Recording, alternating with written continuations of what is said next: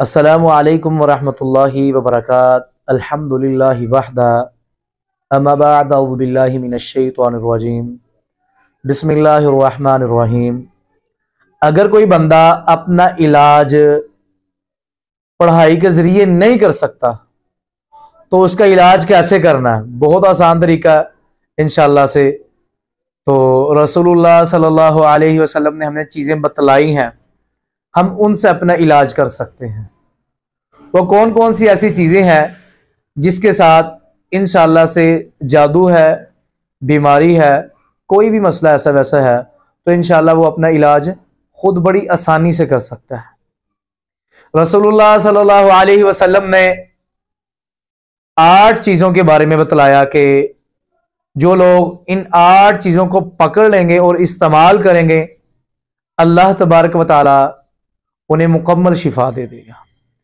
वो चीज़ें कौन कौन सी हैं और हमने इस्तेमाल कैसे करनी, उसका तरीका इंशाल्लाह आपके सामने मुकम्मल रखूंगा। सबसे पहले रसूलुल्लाह सल्लल्लाहु अलैहि वसल्लम ने फरमाया कि कुरान सारा ही शिफा है, इसे पढ़ा करो, इससे फ़ायदा हासिल किया करो। जैसे कि अल्लाह तबारक व तआला ने कुरान मजीद में खुद फरमाया कि वनुनज़्ज़िलु मिनल कुरानी मा हुवा शिफ़ाउन व रहमतुल लिल मुमिनीन वला यज़ीदुज़ ज़ालिमीना इल्ला खसारा। ऐ मोमिनो, कुरान से शिफा हासिल करो, वला यज़ीदुज़ ज़ालिमीना इल्ला खसारा। जो लोग इससे फ़ायदा नहीं हासिल करते वो खसारे में चले जाएंगे। तो हमें कुरान पढ़कर इससे फ़ायदा हासिल करना चाहिए। बीमारियां भी इंशाल्लाह दूर होगी। जादू का मसला, जिन्नात का मसला, कोई भी मसला है तो इंशाल्लाह सारा मामला अल्लाह ताला इससे ही हल कर देगा। नंबर 2, रसूलुल्लाह सल्लल्लाहु अलैहि वसल्लम ने फरमाया कि ऐ मेरे सहाबा और मेरी उम्मत, सूरतुल फातिहा में शिफा है। जो लोग कुरान नहीं पढ़ सकते, सूरतुल फातिहा तो बड़ी आसान है उनके लिए। ये तो छोटे से बच्चे को भी याद है। सूरतुल फातिहा पढ़कर किसी पे दम कर दो या अपने पे दम कर लो, अल्लाह ताला शिफा दे देगा उससे। तो हमने सूरतुल फातिहा को कसरत से पढ़ना है। पानी पे दम कर लें और पीना शुरू कर दो, सारा दिन में यही पानी पिए तो इंशाअल्लाह अल्लाह ताला हर बीमारी को दूर भी कर देगा। और इसके बारे में वाज़ह एक हदीस भी मौजूद है कि रसूलुल्लाह सल्लल्लाहु अलैहि वसल्लम के सहाबी, अभी सूरतुल फातिहा नाज़िल हुई थी कि रसूलुल्लाह सल्लल्लाहु अलैहि वसल्लम ने हुक्म दिया कि इसे पढ़कर इससे फ़ायदा हासिल करो तो इंशाअल्लाह अल्लाह ताला हर बीमारी दूर कर देगा। सहाबाए किराम किसी सफ़र पे निकले और रास्ते में ठहराव किया, बस्ती वालों को कहा हमें खाना खिलाओ, तो बस्ती वालों ने इनकार कर दिया। कुछ देर के बाद उनके सरदार को एक वाक़े में आता कि बिच्छू ने काट लिया, एक में आता सांप ने काट लिया। बड़ा इलाज तलाश किया, बड़े तबीब तलाश किए, लेकिन इलाज ना कर सके। तो सहाबाए किराम के पास आ गए तो सहाबा से पूछा कि क्या इसका इलाज मौजूद है आपके पास? तो सहाबा ने फरमाया हाँ जी मौजूद है।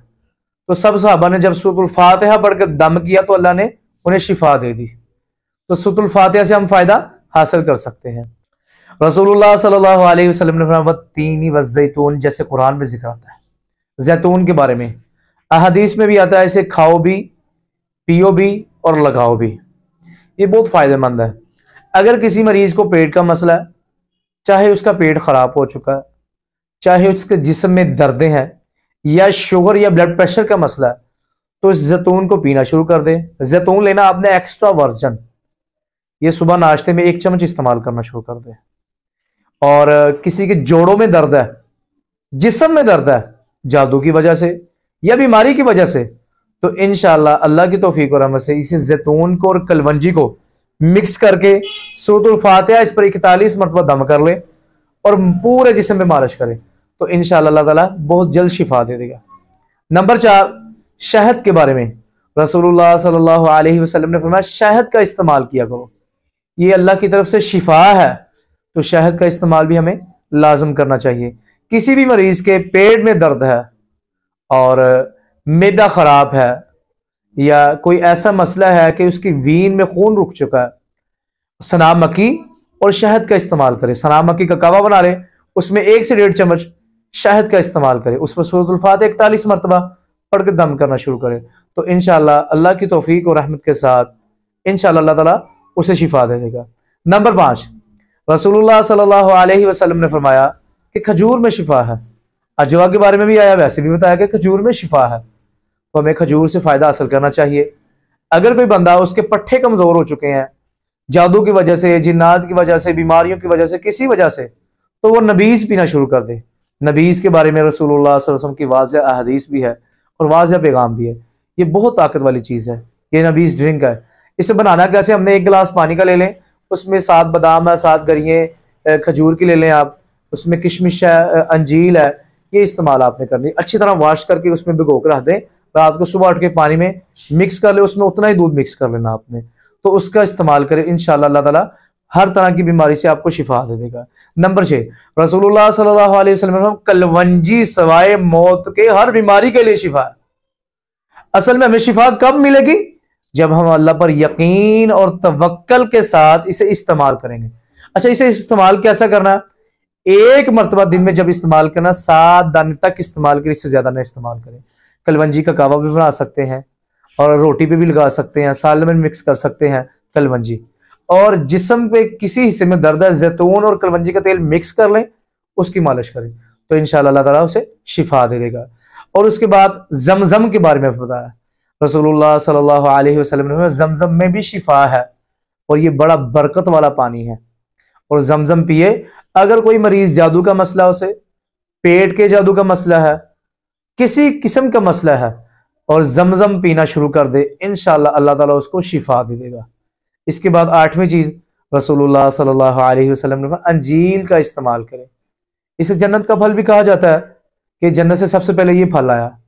तो अंजील को रात में भिगो के रख ले, सुबह उठकर पानी पी ले और अंजील का इस्तेमाल करें, तो इंशाअल्लाह अल्लाह की तौफीक और रहमत के साथ ये हमने आपके सामने आज जो बगैर पढ़ाई के जादू का इलाज इंसान कर सकता है, वो इन गज़ा को इस्तेमाल करे, और इंशाअल्लाह बीमारी का मसला है, जादू का मसला है, जिन्नात का मसला है, कोई बीमारी लग गई है, तो इंशाअल्लाह इन गज़ाओं को इस्तेमाल करने से बहुत ज्यादा फायदा होगा। और 2 चीजें मैं आपको और बतलाना चाहता हूं जिसके बारे में रसूलुल्लाह सल्लल्लाहु अलैहि वसल्लम का वाज़ेह पैगाम है कि तलबीना खाया करो, ये दिल के गम को दूर करता है। और जब भी कोई सहाबी बीमार हुआ था तो रसूलुल्लाह सल्लल्लाहु अलैहि वसल्लम सबसे पहले उन्हें तलबीना खिलाते। और एक और जो सबसे मेन इलाज है, ये जितने अल्लाह ताला ने अंबिया को इस दुनिया में भेजा, जितने नबियों को भेजा, ये नबियों का इलाज है। ये इलाज कौन सा है? इसे कहते हैं हजामा, सिंगी लगाना। हजामा करवाया करो। और एक हदीस में आता है कि फरिश्तों ने रसूलुल्लाह सल्लल्लाहु अलैहि वसल्लम को बताया कि ये नबियों का इलाज है और फरिश्तों को बताया हुआ तरीका है कि अल्लाह के नबी हजामे से अपना इलाज करें और हजामा करवाया करें। हजामा बहुत अच्छा इलाज है। ये ऐसा इलाज है, अगर किसी मरीज के अंदर जिन्नात का मसला है, जिन्नात जान नहीं छोड़ते, वो हजामे का नाम सुनते ही इंशाल्लाह भाग जाएंगे। और अल्लाह की तौफीक और रहमत से अगर ना जाए तो हजामा जब लगाएंगे तो इंशाल्लाह अल्लाह ताला उन्हें जलाकर राख कर देगा। ये काम अल्लाह का है, उन्हें जलाना या जैसे मामला करना। हमने अल्लाह के नबी सल्लल्लाहु अलैहि वसल्लम की जिंदगी को स्टडी करना है, उस पर अमल करना है, तो इंशाल्लाह हमें बहुत ज्यादा फायदा होगा। अल्लाह ताला हमें सही समझने की तौफीक अता फरमाए और हर उस बात पर अमल करने की तौफीक अता फरमाए जिस पर मेरा अल्लाह राजी हो जाता है। अल्लाह ताला हमारा हामी और नासर हो और हमें सही मानों में कुरान और हदीस पर अमल करने की तौफीक अता फरमाए। अस्सलामु अलैकुम व रहमतुल्लाहि व बरकातहू।